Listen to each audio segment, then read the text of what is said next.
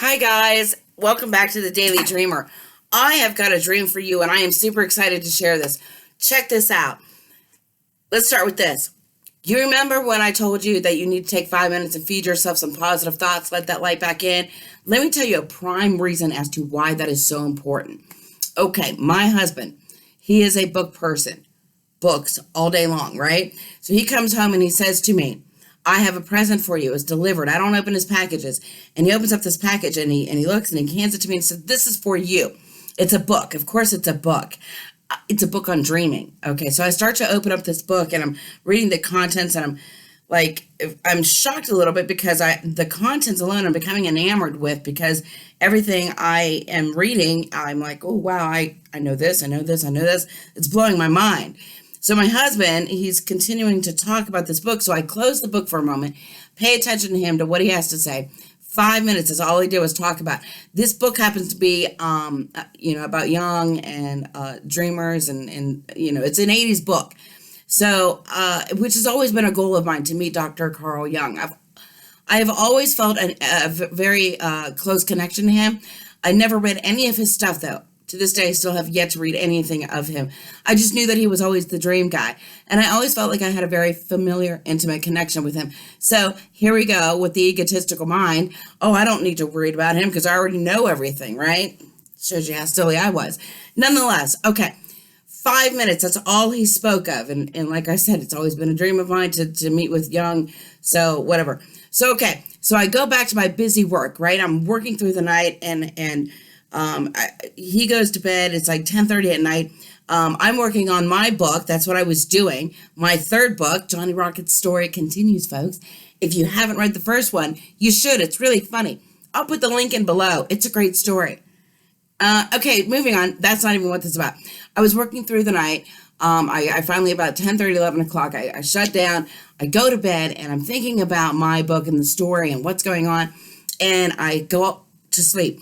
I wake up, and what am I greeted with? I am greeted with bright, like yellow color, right? And right before me, there stands Dr. Carl Jung. Okay, so dreams really do come true, folks. They really do. I have been trying to meet up with this man forever. I can have soul food with Bashar. I can have tea with Tesla, but I could never get Carl Jung. And when he showed up last night, oh my gosh. So, all right. So he goes, the first thing he says, you want symbols? I have symbols for you. Well, oh my gosh. So he gives me these symbols. The first symbol it was all white. And it was like 3 rectangle boxes, and they were like interlinked with each other. They kind of looked like steps. The second one, I even wrote it down. Let me see if I have it. Ooh, crap. Ugh. If you can tell me what this symbol is, leave some comments below. I surely would appreciate it. There's the second one. Okay. So 2 symbols, right? So I'm so excited, and I'm soaking up these symbols, and I was like, okay, is this the reason why you asked me here? And he says, oh, no, not at all. And I was like, well, why am I here, right? Because I'm going to learn something. I'm taking it all in. And he says, I wanted to show you what the goal was really about. And I was like, okay, what goal? Teach me, I'm ready to be taught. And so he starts leading me, he starts leading me down this hall. And the question, and you gotta understand, in dream state, there are never any words. It is always, you're conversing this way mentally. And so as we're walking down this hall, I'm not even paying any mind. I'm conversing with him. I'm having all kinds of conversations, like, where have you been? What are you doing? How do I get connected back to you? And just as fast as I'm asking them to him or sending it to him, he's sending me back the answers. So there's all kinds of information and questions going back and forth as we're going down this hall. But then it dawns on me, because he's like, you just got to know where to find me. Well, how do I find you? I don't know how to find you. And he says, well, if you can find me, then we can connect. Okay. I said, where have you been? What are you doing? He says, I'm going on the journey of my soul. I'm going through.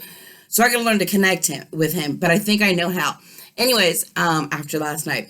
Anyway, so we're going down this hall, and I forgot that he was teaching me a lesson. He had something to show me. And I was like, what is this goal? And he goes, well, the goal is to understand how to bring the dream state to the waking state. And I was like, oh, that can't be done. First mistake right there. He says, he looks at me and transmits like, smiles. Why? And I was just like, because I know the difference between dream state and waking state. There is a big difference. And he says, oh, you think you know? And I was like, I know. This is why I've never had to read any of your stuff, because I already know. And he says, follow me.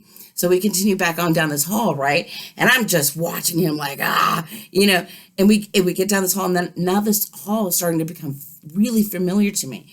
And I noticed that it happens to be the hallway to my bedroom. Okay, that's cool. I know where we're going with this. I'm still awake enough to know. Once I enter in the bedroom, this is where it gets weird. Things took a very real approach on things. It was very real. Things were just as solid as they were right now. Okay, so I enter in the room and I'm looking and I'm seeing my husband. It's like live stream mode, and I'm there. Like I could literally touch him. And I even remember at one point going, should I touch him? Will he feel it? And that I brought it back, and because everything was so real, and I happened to look over and I see me sitting up. I know what I was doing something. I wasn't sleeping. I was doing something. I know exactly what I was doing. It was a little joke between me and him. It's kind of funny, actually. But that's not important. So I was sitting there up in the bed, and it was nighttime, and I'm doing something. And at this point now, I look over it because it was so real that I'm consciously still kind of aware that it's a dream, but I'm now questioning myself. It so feels real. So which one is the waking state, right? I'm a little confused now, just a little. But then I happen to look over and I see this mouse, and this mouse, which is another thing. I thought, is that real? Is there a real mouse in my house? But he jumps into a hole in the wall. That is where it connected for me that it's still a dream, because I don't have any holes in my walls. So, but I did not let on to Dr. Jung, right? So I'm just watching, okay, now I know it's a dream. So then as I look back at the bed, I see me turn. And as I turn, for the first time, I see that silver cord that they are talking about. I mean, it is attached. It is attached, but it is attached, and it is this thick. It's silver, it's sparkly, it's big, it's thick. And I was just like, oh, I was freaked out by it because I've never seen it like that. I've only actually seen it one other time, and it was through me coming back through a dreamland state. I turned around backwards. It was translucent. Never silver like that, and never that thick. Anyways, so it kind of freaked me out. And my question was, oh my God, what is that? He didn't even answer that because that wasn't important. What was important was when he turned to me and said, this is the goal. And I said, what is the goal? He said to bring the dream state to the waking state, but live in that moment of connection between the two. Okay. Wow. And at that point in time, it was, as I was thinking about it, and trying to bring it all back in to absorb and try to understand, I was whisked back to consciousness. I woke up, it's 3:19 in the morning, and I'm super excited about this. And now I'm just like, I'm going back in, right? I'm going to visualize on the images. I want to go back in there. I want to talk to him.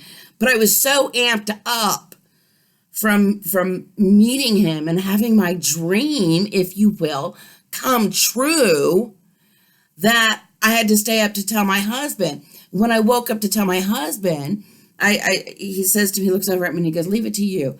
I give 5 minutes of a conversation and you go ahead and incept yourself. How do you do that?